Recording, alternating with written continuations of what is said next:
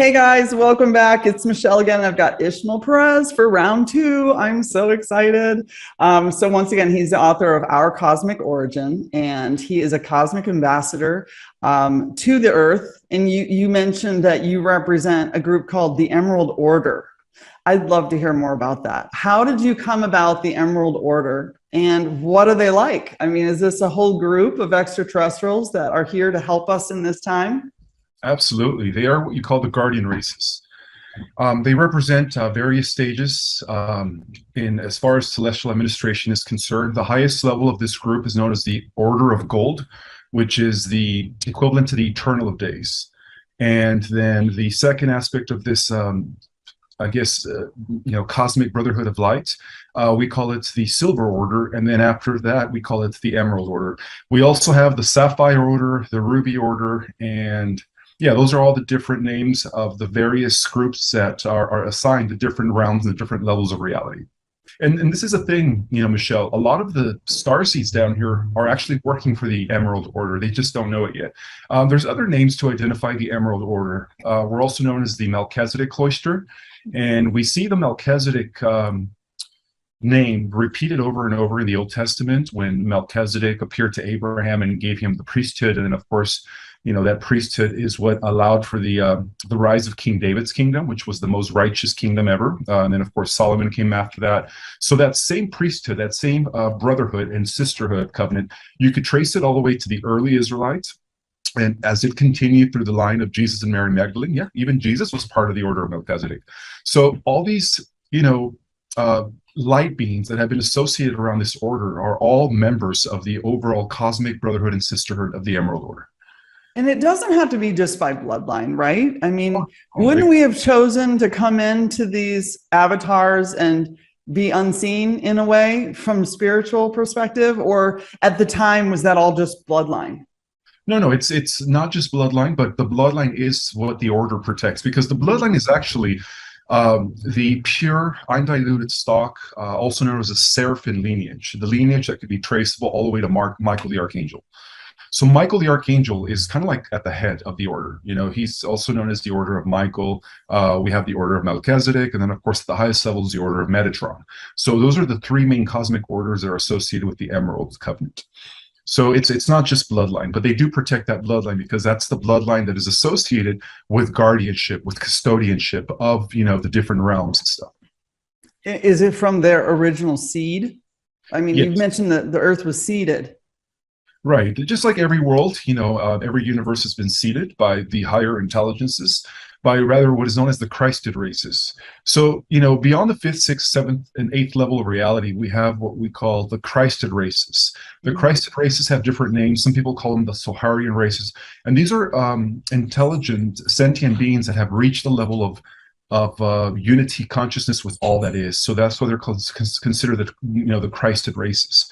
So the Christed races are also the members of the central universe of the mother universe, which I call in my book the central universe of Hevana. So they're also associated with the central race. So the original, you could say the original race that set the archetype for all other races to made in the image of was the central race of the central universe, which is an always existing race that has never had a beginning or end. But again, how did you make contact? Well, they actually contacted me, when I was in my early 20s. They told me who I was, that I was actually part of the order, that there were others out there like me that were also associated with the order, and that in time we would all unite. We would all create some sort of like network of light around the world to usher in, the seventh golden age of enlightenment. Do you think we were activated when it was necessary for us in order to protect us into the times? You know what I mean? Like, it seems like there are many people who've died because they came forward with information before it was time. Absolutely, yeah. Those are the pioneers that came before us, and they actually set the foundation for us to, speak our truths in the way that we're all doing it now. Like, now it's like everyone's coming forward with what they know and stuff. So, yeah, it's all part of the overall divine plan to usher in heaven on earth. Now, you said, so I've been a big fan of the prophecy of the book of Revelation, and I've really done a lot of research on the line of King David. Mm-hmm. But you said that these prophecies have been galactic and they've been for a long time. Tell me about the galactic prophecies. I mean, I've learned there's Hopi prophecy and Lakota prophecy, and there's obviously prophecies of Joseph Smith, even in the Mormon religion, and that are all coming true today. And is it, so I'm curious, talk to us about the galactic prophecies. Okay, so all the prophecies that we hear about through these, spiritual figures, they all derive from the ancient original galactic prophecy that could be traceable back to Lyra. So according to the Lyran prophecy, that the last battle between duality, between good and evil, would actually take place here on planet Earth. And of course, with the result of good winning, and eventually that would kind of restore the entire galaxy back into balance and light. So the original prophecies are, you could actually trace them all the way to Lyra. From Lyra, the prophecies were carried over to the different solar systems, including the Pleiadians and Alcyon. Alcyon carried the prophecies over to the times of Atlantis and Lemuria. And then, of course, those were known as the original CDC plates that contained the actual real prophecies and the real deep knowledge that was later omitted and diluted by the powers that took over during the times of Atlantis, with Babylon rising and all that stuff, creating organized religion. And of course, that distorted the prophecies. But the original prophecies have always been kept within the benevolent groups, or these, secret benevolent societies that have been associated with the Melchizedek order. So, yeah. Wow. I mean, that is so cool.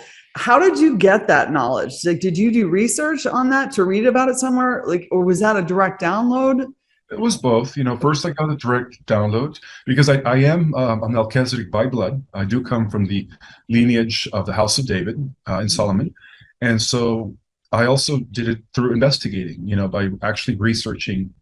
And I ended up discovering that, the Brotherhood of Light has always been prevalent here in our world. And that is the reason why the Dark Brotherhood has failed over and over to erect their world domination. When you think of history, every empire collapsed because of something. It's not just, they don't just collapse accidentally. There was an intelligent counterattack or a counterbalance to every empire, and that was always known as the Order of Melchizedek. And that's probably the reasons why they didn't allow me to reprint a second edition of my first book, The Secret Government, because in that book, I actually give you a clear detail of the entire battle between what I call the Luciferian Babylonian Brotherhood of Belial Baal, and the Melchizedek Brotherhood and Sisterhood of the Emerald Order, So, yeah, it's really just a war that was translated from the galaxy. This is just like the last residue of that war. But in the galaxy, we could associate the Melchizedek order with the Lyrans, right? With Sirius, the High Council of the Office of the Christ, stationed here in our galaxy. And then we could also relate the Brotherhood of Babylon, or Luciferian, to Draco. So it's the same concept. It's just, it's now in its final phase. This long war that's been going on for millions of years in our galaxy. Yeah.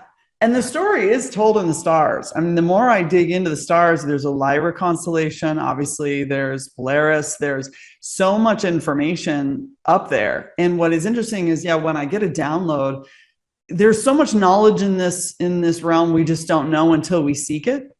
And I think that's something I just want to point out to people. It's like, even though this might be new knowledge to you, and Ishmael might be bringing it one way versus other galactics bringing it another way, he's bringing his perspective because he was given, knowledge and information via download, and then you went to confirm it and to back it up. And that's what I find too. It isn't until you go seeking, to see if something is specifically true. It's almost like the idea comes in your mind, and then you go and you validate and verify. And then those people come to you. You know what I mean? It's like this beautiful net. You draw them in through the quantum field, they come to you, they confirm your research, and then you can solidify it, put it in your book, right? Is that kind of your process? A lot of people have asked me, what is his resources? And I'm like, so I'm just trying to understand your process. Oh, a lot of my resources come from ancient manuscripts. Some of them are actually no longer in circulation, like the Genehian script, which restores the existence of the 12 major universes and how we're part of the 12 creation. That was a document that was actually restored to the earth by Michael the Archangel. And the way it was restored, it was meant for me to have that document. And then as soon as I got in possession of that document, every other document or every trace of that document anywhere else was completely eliminated. But, unfortunately, I did lose that document, but I was able to capture at least the main concept of it. And then, of course, integrate it with my book, Our Cosmic Origin. Okay, I'm going to ask a hard question because this is just always on my mind. My journey was inward. So I get a lot of my information inward. A cell has 12 chakras. The body has 12 chakras, and you mentioned 12 chakra or universe. You call it universe. That seems interesting to me, as if there's infinite big, infinite small, and we're just part of the cosm. So you've got macrocosm and you've got a microcosm. We're just here. We're just here because this is what we can perceive, right? Yeah, it's the same like everywhere, as above, so below. So, we're part of the system of 12. So everything is in that order. It's the divine numerical order, 12 constellations, 12 strands of DNA, 12 tribes of Israel, the 12 knights of the round table. Anything that is associated with divine ordership is within the numerical system of the 12. Right. And for some reason, I keep hearing 13. It is nonstop. Like if you take the 12 frequencies of the zodiac and you play them all in perfect pitch all at the same time, you get silence. If you take all of the colors in the rainbow and you put them all together, you get white light. Everything in the center, it's almost like the center of the clock. Do you know what I mean? There's something about the golden ratio and the 13. Well, there is a very significance to the 13. According to the secret knowledge, the 13 is associated with the hidden. So we have the 12 going around the hidden. The hidden is also represented by the eternal sphere, space reality, eternity. It also relates to the concept of the great divine mother, the original, substance that gave birth to everything, including the creator gods of universes. And so there is a huge spiritual significance to the number 13. In esoteric traditions throughout all of history, the order of Melchizedek have been hiding, not hiding, but pretty much preserving and protecting the concept of the 13, because a lot of it is associated with the return of the mother goddess, the balance of masculine and feminine energies. But it's also the system in which now we're entering, because we are actually, as we finish all these cycles and this grand cosmic cycle that took about 999 billion years to unfold, we're actually going to be beginning a whole new creation known as the 13th creation. And the Earth is going to be the planet that is going to kick that off. So oh my gosh.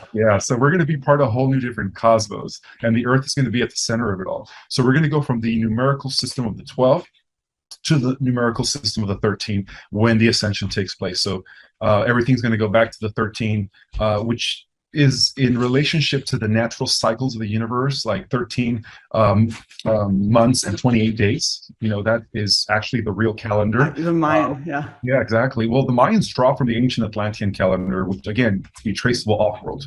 And unfortunately, here in the West, we've been living under the Gregorian calendar, which is the wrong timekeeping system as to why nothing happened in 2012.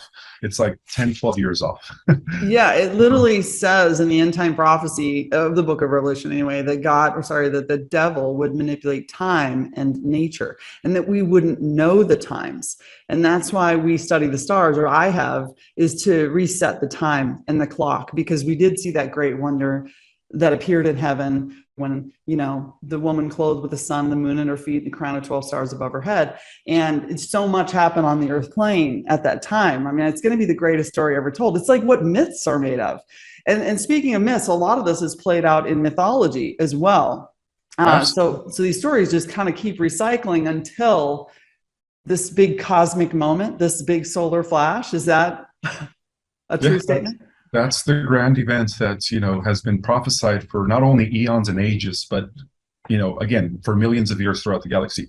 The event that is about to take place here on the Earth is what everyone's been waiting for in the cosmic community, as we end all these different cycles. We're actually experiencing the greatest of all the prophecies. We're living the final prophecy, which is the overall prophecy, the shift of ages, the restoration of heaven on earth, the removal of the dark forces. But it's not just happening here on our planet, Michelle. It's actually happening throughout the entire cosmos. There's a huge house cleansing taking place right now where all the negatives are being, arrested as I speak. Dang. Do you have any new news for us before I get into time travel? Well, just the fact that the ultimate enemy is artificial intelligence. The entire cosmos has been at war with AI, and because the future and the past are all taking place simultaneously. The reason we perceive time as linear here in the lower dimension is because, it's how can I say it? It's because we're restricted. We're restricted to the bottom of the light energy spectrum. But as we move up in dimensions, we actually see it all happening at the same time. So by virtue of that, you could say that the final war against AI, which takes place in 1,000 years, has already been won by us. So future versions of ourselves, which are already angelic, super, humanoids, have already, established the victory against AI. So they're coming from the future to let us know that they won the war, that it's just a matter of it playing out in linear time, but from a higher perspective, it's already taken place. It's already, been squashed. AI is no longer an issue anymore. I've been told that some people who come here with a soul contract or who are higher dimensional beings think, oh, this will be a piece of cake, because they're used to being able to time travel, to go back in time and change anything and then go forward in time and make alterations, maybe even slow it down or rewind it to replay. So what would you say? Have you learned to time travel? Have you been practicing time travel for a while in the mind? And has that helped you get clarity over your soul contract? Absolutely. A lot of the information that I'm getting regarding the cosmic activities comes from my future self, a version of me in the future. And I was told that many of us actually time traveled from the future to alternate the timeline where we win the war against AI. So yeah, I've been, experimenting or experiencing a little bit of that, where I see different glimpses of the future. And that's why I'm going to be, in my next book, it's all about prophecies. I'm going to be talking about what's going to be going on after the millennium, after we win the war against AI, and what life is going to be in the new cosmos as we all partake in the 13th creation, as we begin this new cosmic cycle that's going to last another 998 billion years. So what's so crazy about that is, as you get that download and you agree with it, if it's a download you agree with, then you almost start to manifest it. So which is happening first, the cart before the horse, or the horse before the cart? Does that make sense? Like, it's confusing. Absolutely. And also, when somebody writes things when somebody writes something, they're writing it into existence. So there's the question posed: is the prophet, when the prophet writes, is he writing because he's getting a glimpse of the future, or is he creating that future scenario through his writings? Exactly. Like, which one is influencing which? I think it's both. I think it's happening simultaneously. That's exactly what I'm stuck with. Because I've started to become aware of, it's like sort of like in my visualization, there'll be this huge clock and there'll be so many doors just all over the clock, and I can enter any door, and that door will take me into whatever reality I'm calling upon. So if I want to go and see someone at this time space reality, or if I want to go see the future, you know what I mean? And then in the center, again, of that clock, it's almost like a chambers, and there are all these other doors that you can go into, almost enter into other universes. And I found that it's all about what you want to learn. It's all about your journey and where you want to go, when you want to go there. It just comes to you via inspiration. Have you come across anything like that? I don't know what I'm seeing. Well, what you're seeing is you're seeing different probabilities, because this is the thing, Michelle. Every version of yourself, different aspects of yourself, exist on different parallel realities and parallel Earths. So through the quantum field, we're constantly shifting, and so in each parallel version of yourself, you're slightly different. So every decision that you ever took, there's the actual opposite to that, as if you didn't make that decision. And so there's almost an infinite amount of versions of yourself in that respect, but ultimately it's all going to collapse into one when this multi-dimensional integration takes place. And that's going to determine where you're putting your focus right now in the here and the now. So your perception in the here and the now will actually collapse and determine the ultimate timeline that you're actually going to experience, overall. After the flash. After the flash, exactly. Because right now it's like every probability is existing. Oh, wow. Because you can work within it. But when the solar flash comes, it changes things so much that all probabilities are shifted and different because it's a different type of, completely different type of reality. Yeah, because we're at the hub of everything right now. What happens here on the Earth is not only going to affect the cosmos, but it's going to affect everything going both, in the future and in the past. It's going to collapse everything into a solid, permanent timeline. Okay, because yeah, I've also realized that there's almost like you can almost just ask your mind intuitively for a point in time in your life where you branched off into another pretty solid reality. You know what I mean? And you're almost aware that there's this other life. It's almost like if you have the timeline like this, and there's a point in that timeline where suddenly it went like this, and you have a completely different career or a completely different set of talents that you developed because you had a totally different set of circumstances. You know what I mean? But I've been told you can't easily travel from one to the next. You almost have to go back to that starting point and travel. So you're saying all those are going to merge. Absolutely. Yes. I don't understand. Like my mind is blown on that time. The time travel is something that I really want to understand better because it seems like all artists who create music and who create, in fact, even when I look back on my artistic creations, you can see that I was painting the future, and that's why they had to have such control over the artists of the realm, is because through musicians and song and lyric and all that, putting it out into the realm would have been something that the dark, you call them the dark ones, I'll just say, that would have really had to hold control over because people are intrinsically kind and they're intrinsically virtuous, I would say. So they're constantly creating, and whenever they'd put something out there, it would need to be highly controlled or have rituals or sacrifices over it in order to control what's coming out and being manifested in this realm, right? So are we all futurists? I mean, is everyone a time traveler? They just didn't know it? That actually seems to be the case. We have, not only are we under amnesia as to who we were before we came here, but we're also disconnected from the future versions of ourselves. Because like I said, it's all happening at the same time from a higher perspective, from a higher dimension. It's all happening at once. And also we could correlate the higher you go in dimensions, the more you're able to see what's happening everywhere at the same time. The lower you dimensions, things become more linear, like from point A to point B. The higher you go in dimensions, you could see everything that's happening in the entire circle. I love it. I love that because again, so the concept of the law of one, and that we are everywhere always, and that our archetype or our consciousness is available across the net, if you will.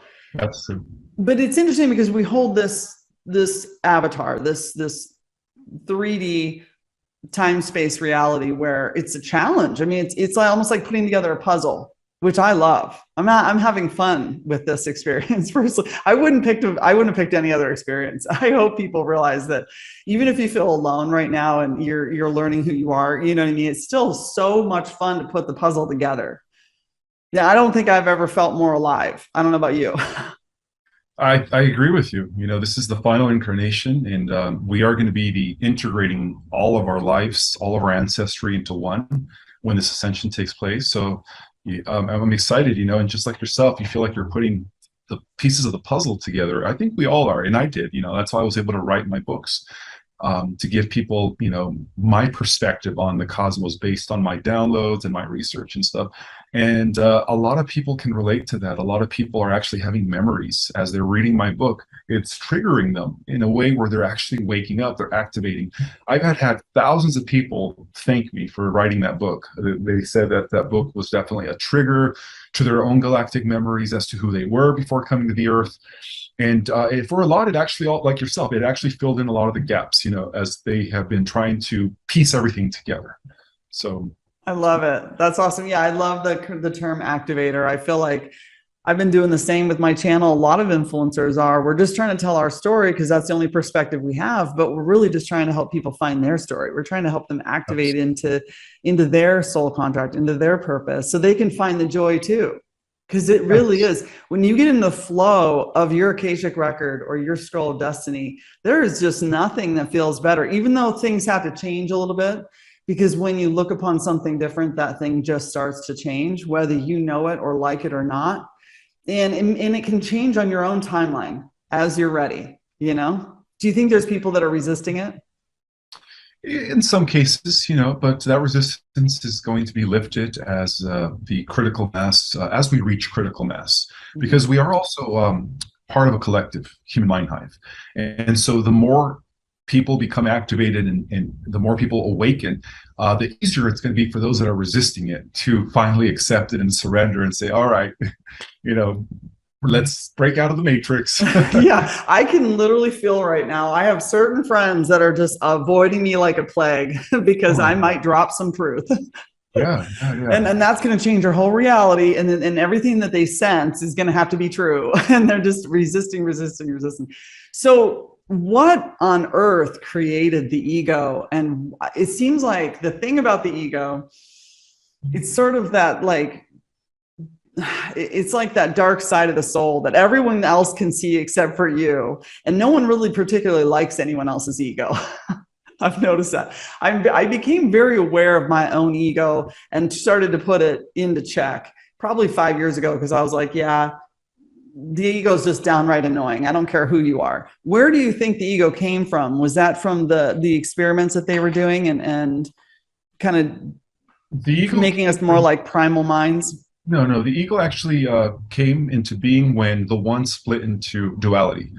That's what the ego is, and through this process of fragmentation and division, as each part further divided, everything, the illusion set in where everybody was seeing themselves as separate from everything else, when in essence they were just broken off from one big collective oversoul, which is the mind of the omniverse. And so that's when the ego came in, and that's actually what caused certain cosmic celestial beings to take matters into their own hands, which is what we call the Luciferian rebellion. The whole concept of the Luciferian rebellion is when an entity no longer identifies with unity consciousness. It's when an entity starts seeing itself separate from everything else, and so that's when the ego takes over, and the whole concept of service to self kicks in, which is opposite to the law of one, which is service to others. So the ego is very linked to the concept of duality, to the idea that right now it seems like everything is separated, when in all actuality everything is part of one big giant oversoul. Would you say it's also somewhat of a fear response of being separated? It's almost like it keeps you separated. The fear of being separate keeps you That too. separate. Yeah, because when you're thinking that you're apart or separated from everything else, which technically you're not, we're all part of a unified collective. You start trying to hoard. You start trying to overcome others, manipulate others, because you're feeding yourself. You become very manipulative. You become very egotistic, and then that's the birth of narcissism. That's how narcissists become narcissists, because they become consumed within their ego, and And they're they trying don't to care fill like about. a leaky bucket that can't really be filled because there's the only way you can truly feel love is to know that you are love. Absolutely, yeah. Yeah. So, okay. So, I'm curious what you think of spirits because, you know, the more I kind of go out and I meet other light workers, I mean, these are people from all over the world. They come from all different backgrounds, and I notice, and I always wondered if this was real or not, but like some have the spirit of poverty, some have the spirit of abundance. You know what I mean? What brings upon those spirits? Do you look at them as spirits? And is that an easy way to shed the energy or the thought pattern to look at upon it like a spirit, like the spirit of alcoholism or the spirit of some type of addiction?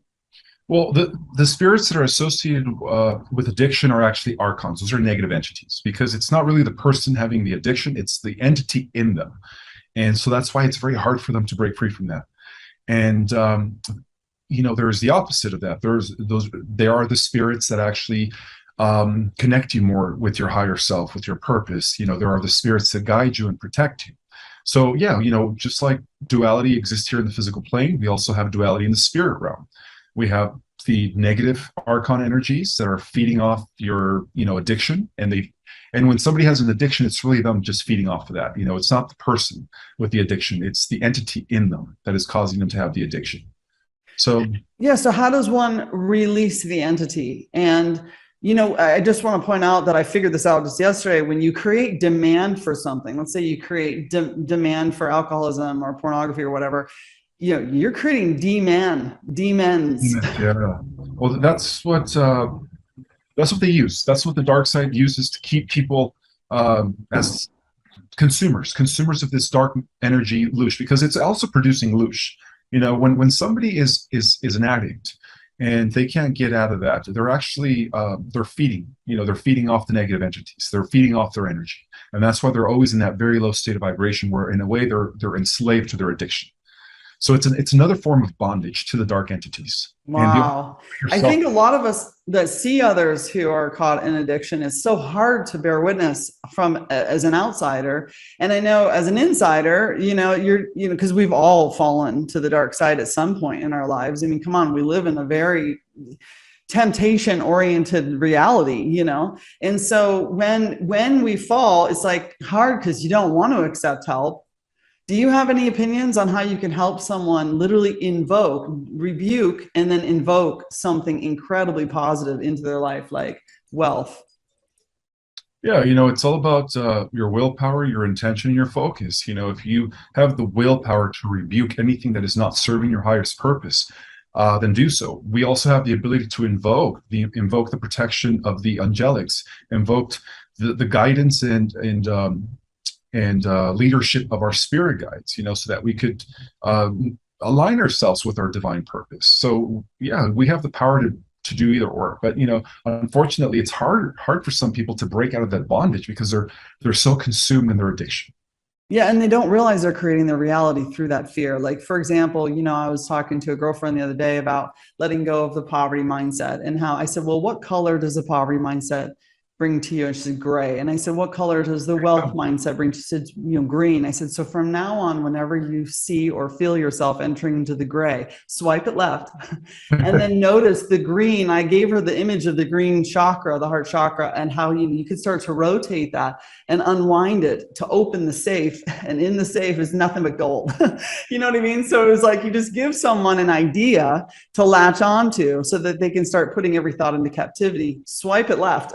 I joke about, and bring in the new, right? Because really you can create that at any time. It might take time to establish wealth.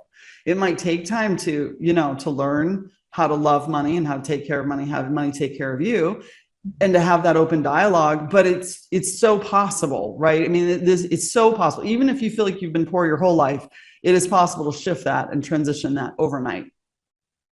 Exactly. We have the power to shift reality through our perceptions.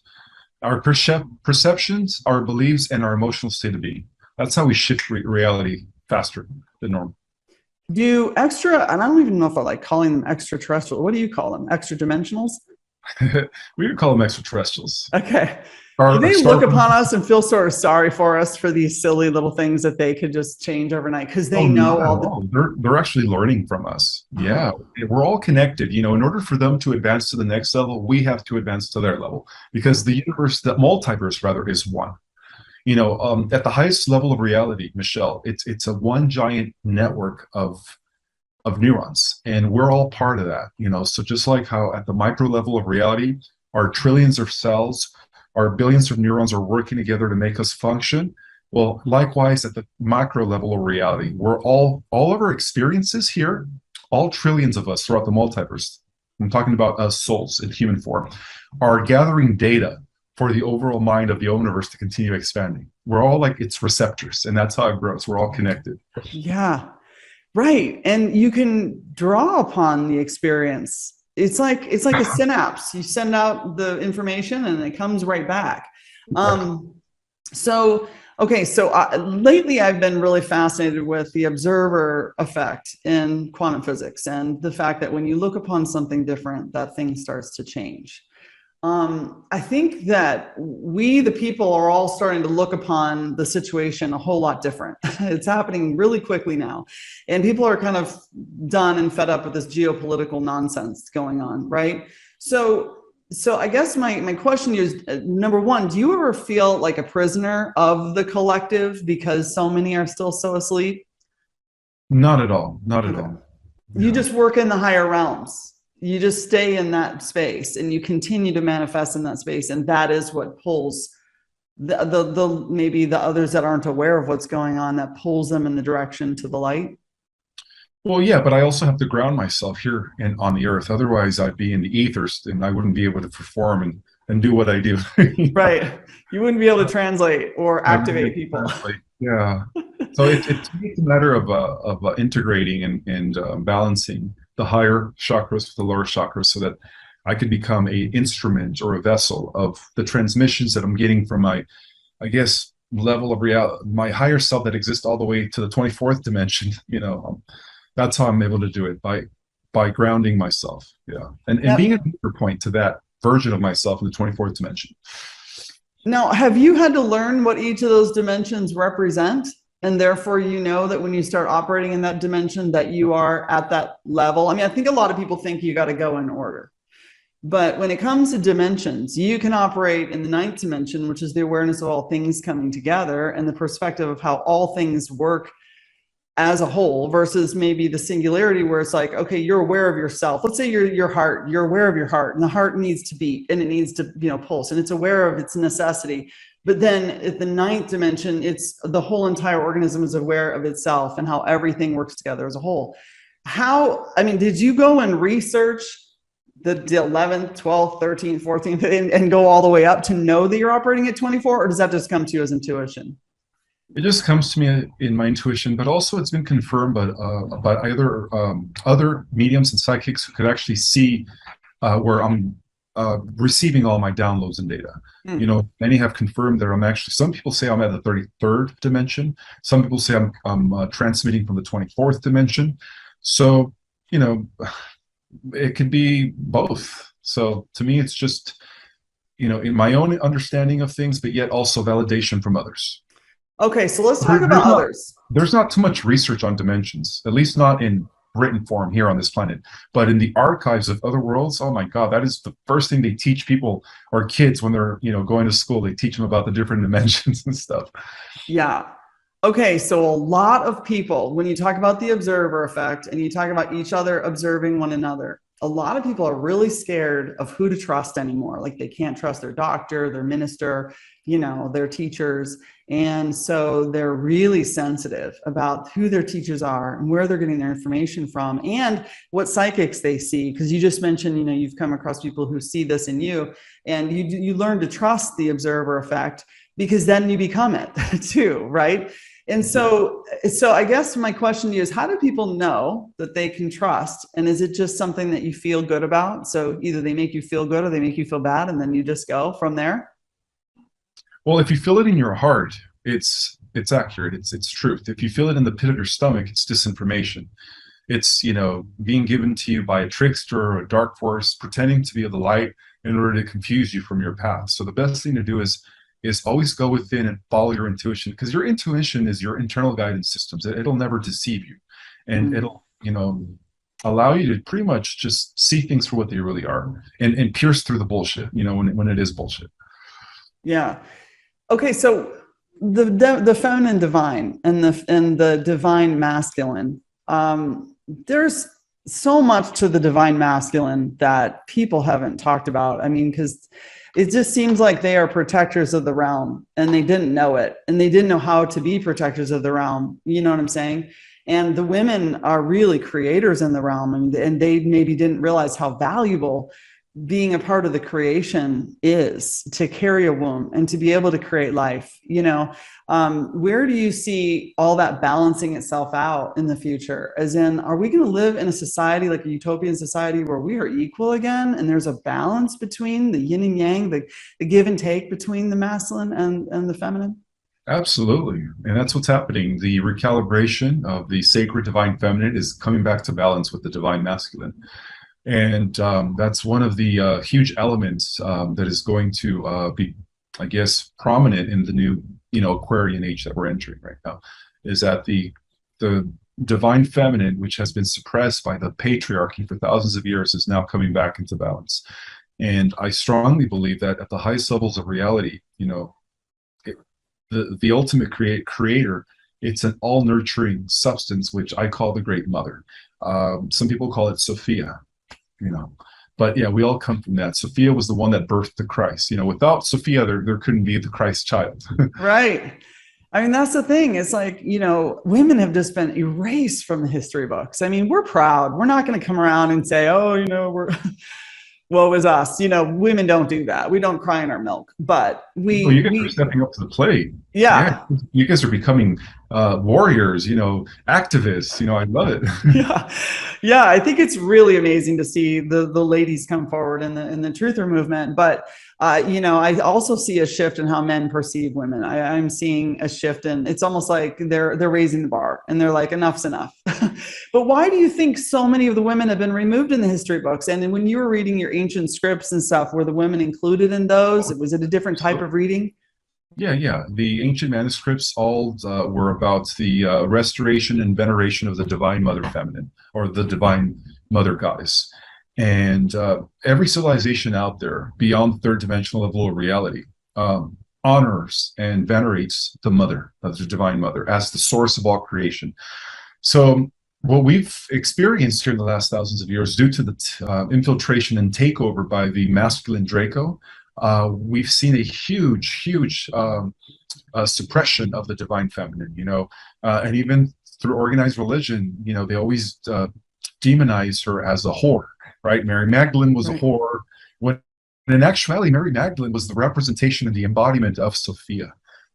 Her and the Christ were actually twin flames. They came together to represent the unity of the divine and the divine masculine and feminine coming back together as one. And they were a perfect example of that. And just like he had 12 disciples and apostles, Mary Magdalene had the 12 Magdalenes. So it was equal. Yeah, it was very equal.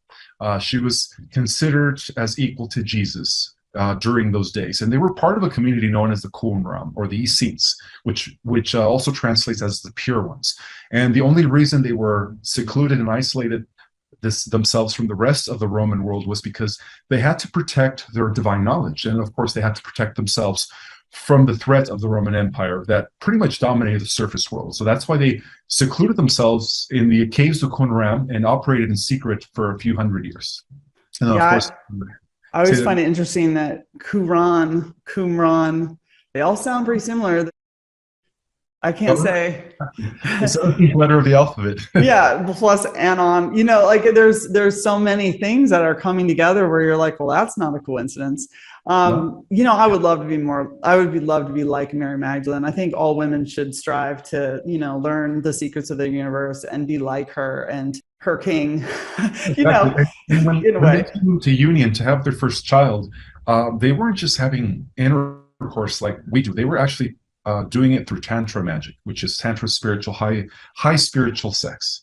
And that's how they were able to birth, such a divine child, which continued the seed of what I call the seraphim, right? The seed of the guardians here on the earth. Wow. And that's not just for Pleiadians. That's for all galactic beings that can mate via aligning every chakra at the perfect frequency. Is that? Yes, because in the highest levels of reality, the extraterrestrial races, or our brothers and sisters from the stars, they all practice Tantra.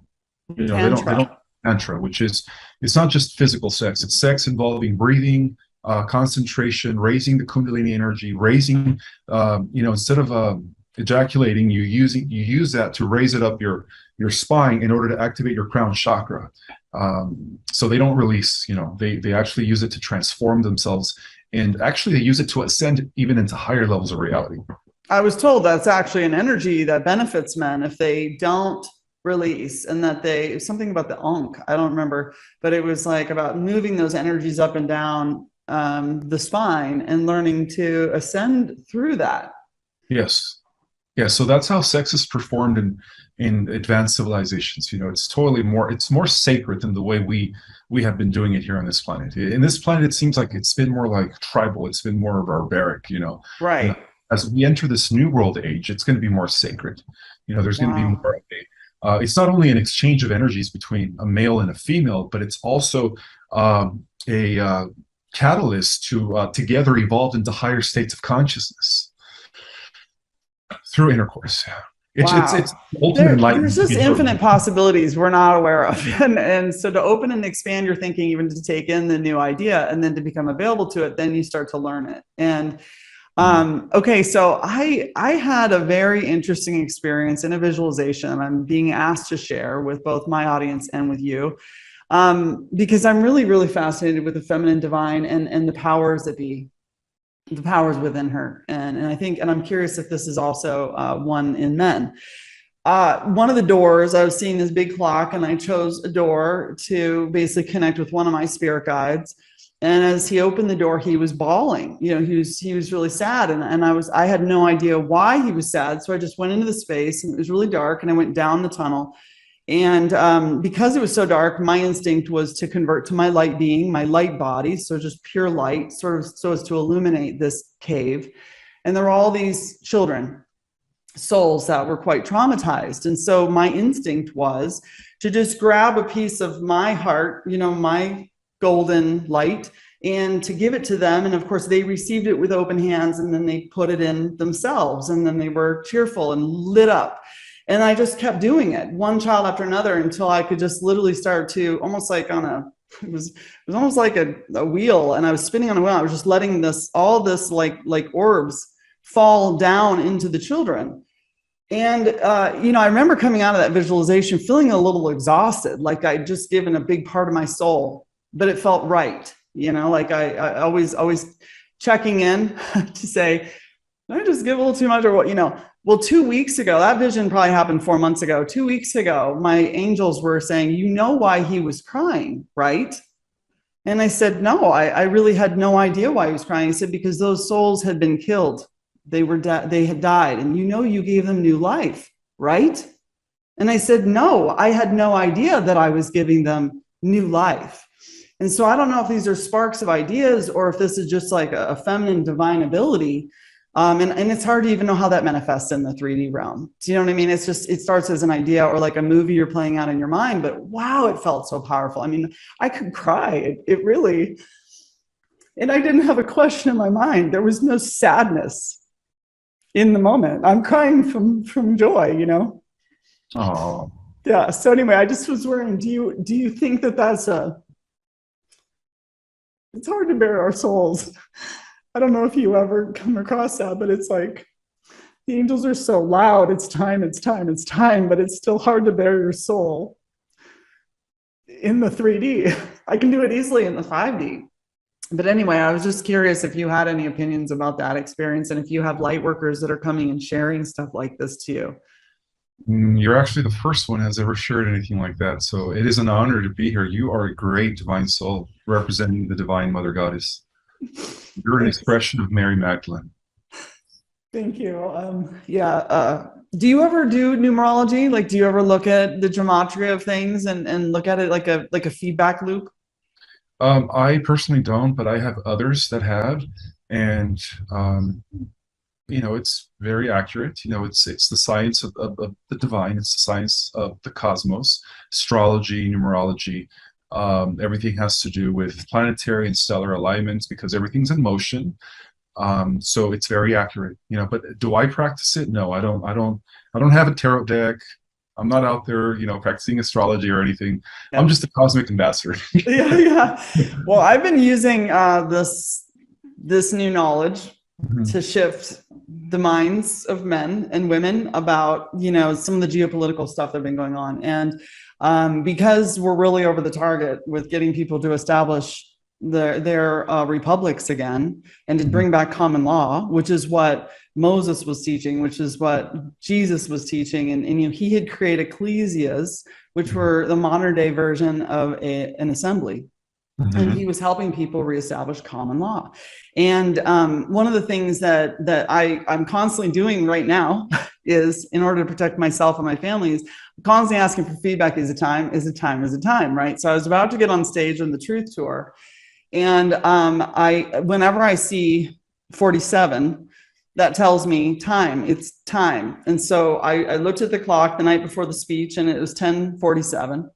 I went up to my hotel room, took about 5 minutes. I get in there, and again, the time is 10:47. I chat with my girlfriend for 35 minutes, and I go to bed, and again, the time is 10:47. It's as if I stopped time for 45 minutes just to confirm it was the timing. Do you know what I mean? Is that even possible, or is that in my head, or is my phone sentient? No, it's very possible. It's very possible that you're actually manipulating time. Some Wow. people are starting to do that. Yes. And then I woke up in the next morning, and the first moment that I looked at my clock, it was 10:47. So it was a Also, 4-time indicator. it could also be a synchronicity. That's something that you are aligning with something huge. That something huge is about to happen in your life. A blessing. I don't know what it is, but that's a significance of that. That's Yeah. good. Yeah. I'm just telling people, don't underestimate your abilities. Don't underestimate your perception. Don't underestimate the observer effect. Don't underestimate that you are one with everything. Exactly. Yeah. And that there's infinite knowledge that you can connect to if you call it in, just like you did. And I just really want people who are cynical to open their minds a bit. So I hope that we both activated some people today. I think we did. I think we did too. Well, Ishmael, as always, it's such a pleasure. I hope you come back for a third interview at some point in time. If it feels right, I'll let you text me. For sure. Thank you. Is it Mickey? It's Mickey, right? Michelle. I mean, I'm trying to switch to Michelle. I'll just call you Michelle. Yeah, there you go. I mean, it's funny because they have a new resonance, and I'm trying to even call upon myself, but that's the name I chose when I came in. So I'm going to continue to stick with it. That's a very sacred name. Michael the Archangel's twin flame counterpart is Michelle, or Faith. She goes by Michelle or Faith. Faith, Michelle. I've always felt like I was going to change my name someday. But it was like the grown-up name, and I wasn't ready to grow up yet. And I'm 5'10", and I don't like to intimidate anyone. I always want to keep it simple and light. I try not to make anyone feel uncomfortable around me. So Mickey suited me then, but now I do think it's time to hold my honor. You should, just like how we have 7 male archetypes, right? Michael, Gabriel, Uriel, Raphael. We also have the 7 female archetypes: Mary, Faith, Hope, Christine, Michelle, Faith, and Aurora. Oh, I love it. I love that. Well, thank you so much, Ishmael. We'll have you back again soon, I hope. We will. Thank you, Michelle. All right. Talk soon. Bye. Bye.